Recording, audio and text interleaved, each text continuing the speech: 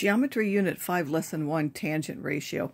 So in this lesson we want to look at right triangles and their side ratios, define the tangent of an acute angle, and then use that to find the side length or a missing angle measure based on the tangent.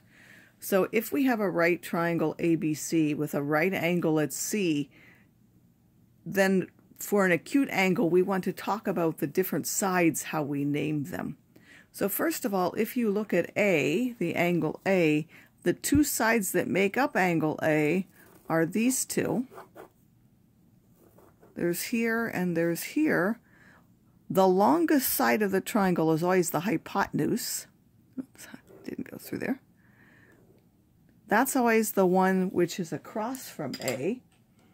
And then the other one that makes up the angle A, that's called the one that's adjacent to A. So let me put the adjacent here. I'm attempting to put in red. And then the hypotenuse is the other angle that makes up that angle. That's the one that's across from the hypotenuse. And then the one that's not part of angle A at all, that's the one that's called the leg opposite to that angle. So the opposite one you can also think of is if you cut through the angle with an arrow, you'll go to the opposite side. Just like here for the hypotenuse, if you cut through that angle, you'll go to the hypotenuse. So the one that doesn't make up the angle at all, that angle A at all, that's the one called the opposite side. The one that actually makes up, the leg that actually makes up angle A along with the hypotenuse, is called the adjacent side. So the tangent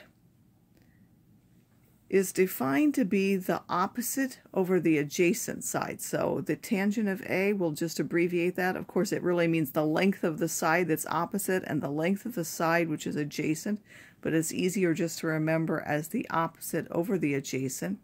And the reason we can do that is for any triangle with the same acute angle, they have the same tangent ratio. So if I were to take two different 20-degree angles, triangles with 20 degrees, and they're right triangles, they would have the same ratio. Now they might have different sides. So for a 20 degree, it's about 4/11. I checked. It's not exactly that, but it's close to that. So another one could be bigger than that, and it might be, say, 12/33 instead. It might be 3 times larger than that. But they have to be like that. Why? Because we know these two triangles are similar by angle-triangle similarity. So that means there has to be a scale factor that relates one to the other. It could be smaller than that. It could be 2 and, say, 5.5. So it could be a smaller triangle where we divide. Each one of those, though, if you find them, will have the same side ratio for the tangent, the opposite over the adjacent.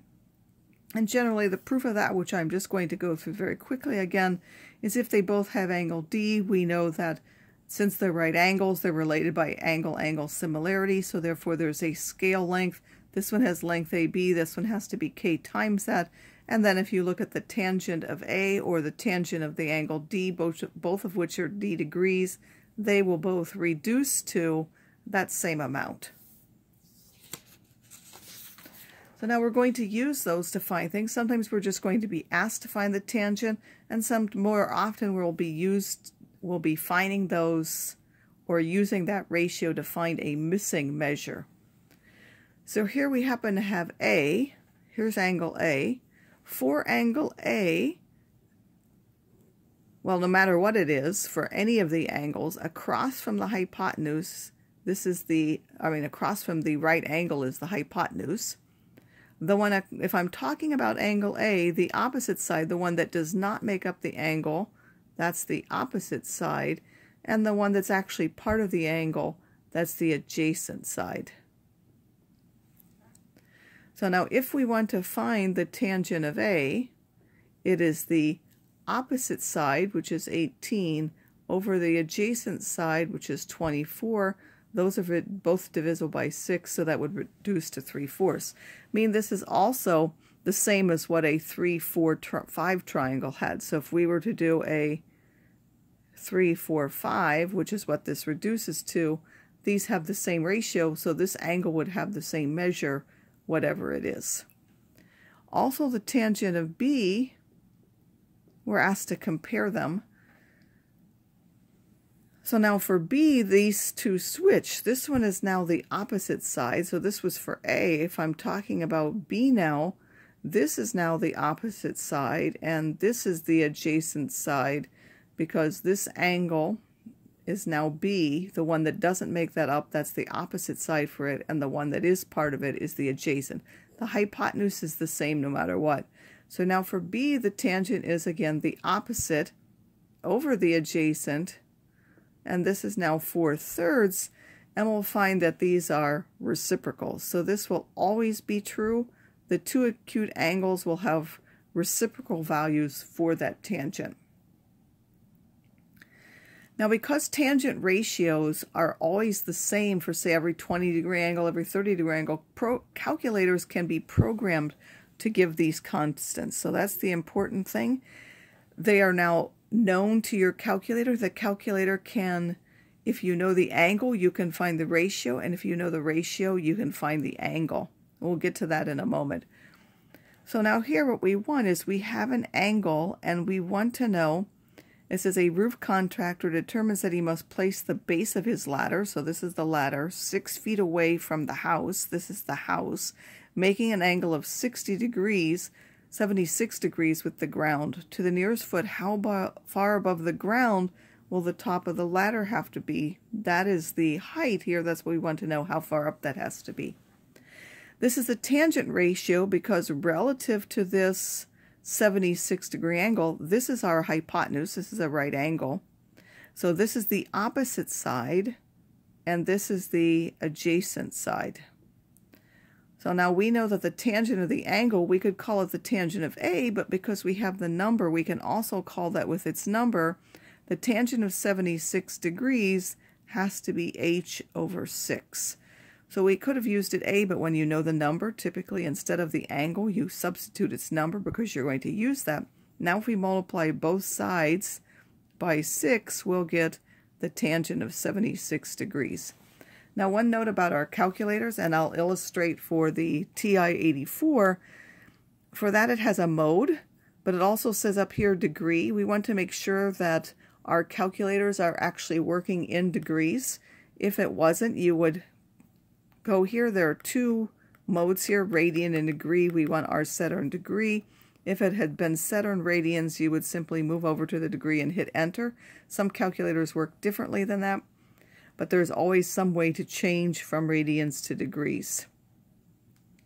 And then we would calculate that. We would take 6 times the tangent of 76. Now making sure that that 76 now is in degrees, we would hit enter, and that would give us that this is about 24.1 if I did it to 1 decimal.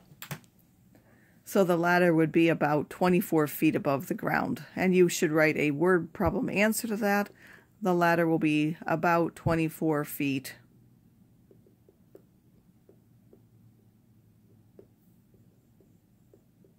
above the ground. Okay, we can also use this to find missing angle measures, and that's because there's this, again, I told you that calculators have been programmed. These are the ones that you're going to put angles into. So if you know an angle, use these. If you want an angle, you have to use the thing above it, which are called the inverse functions. There's an inverse sine, an inverse cosine, and an inverse tangent. We're doing the inverse tangent today. Since they're in blue in my calculator, I have to push the second key in order to get one of those. These are going to start with the side ratio and give us an angle instead. So it says if we know the leg measures and we want to find the measure of the angle, we have to use the inverse tangent. So if we have the tangent of A is equal to x, and now I know this ratio, suppose this ratio is known, then up here we didn't know the ratio, we knew the angle, but if we know the ratio, then the inverse tangent of that x will give us the measure of that angle. So that's the way they have been programmed to do that. So now if I want to find the tangent of A, again, now I don't know the number, so I'm just going to write the letter. The one that's part of the angle, that's the 36, that's the adjacent side. The one that's not part of the angle, or the one that I cut through to get to, that is the 19. That's the opposite side. So we want the opposite side over the adjacent side. And now I want to find what that angle is. You're basically going to take what's called the inverse function of both sides. This is what we're really doing. We're taking the inverse of both of those. And what that actually does is it undoes this. And we wrote A there all the time. It was really the measure of A. We were shorthand writing it inside. So the measure of A will now be equal to that inverse tangent of 19 over 36. Again, we want to make sure at this moment that our calculator is in degrees, which ours are. We already checked that. So we're going to do the inverse tangent of 19 divided by 36.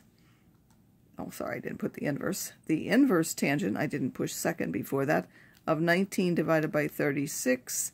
And that would give us that this is about 27.8 degrees. Now B, there are two ways we could find it. We could again use the tangent of B, and that would be the inverse tangent of 36 over 19, or we can use the fact that because this is a right triangle, that's just 90 minus that, and that will give us 62.2 degrees.